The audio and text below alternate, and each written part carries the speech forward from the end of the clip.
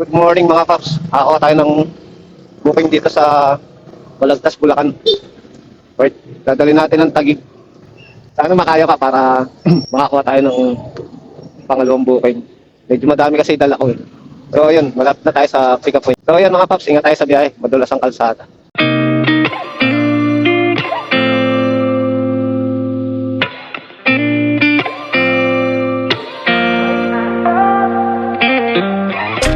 Gotta find my way to you, even though you're next to me. So yun mga paps, na-pick up ko na dito sa Balagtas, Bulacan yung parcel. Dadalhin ko ng Taguig. Okay, maliit lang yung item siya. Sakto. Magaan lang. Marami na kasi akong tala eh. Okay, so yun mga paps, ingat tayo sa biyahe. At madulas ang kalsada. 2 hours later. Inuna muna natin yung booking ng Taguig. Dahil nagko-complain. Nagko-complain. Ang ina pa raw yung parcel niya. Sabi ko naman, bakit panghuli kayo eh? Hindi ko kayo na-pick up sa Balagtas. Yan. At naiinip na sa kanyang pinabook. So, baka gagamitin sa opisina. Kaya, pinagbigyan muna natin. Unahin muna natin yung Taguig. Mamaya na yung Pasay. Dalawang Pasay. Okay, pagbalik na lang. Ayan magano. Inuna na kita dahil malakas ka sa akin. Diba? Yan. Okay, ingat tayo sa biyahe mga paps. God bless. Mga 15 minutes, nasa Taguig na tayo. A few moments later. Mga paps, dito na tayo sa Taguig. Mahogany, Place 3.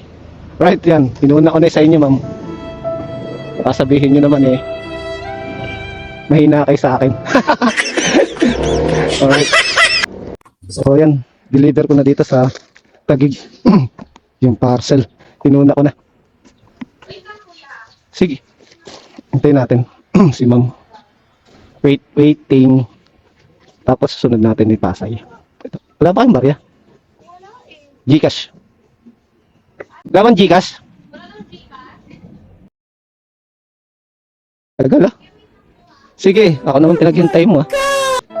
Kanina madaling-madali. Tapos ngayon eh. Ano po yung number mo? 0917 801 36 36 21. 226. Papa. Pepito. Thank you. So, ayan. Issue complete na tayo dito sa Taguig. Madali. Pagbigyan naman natin.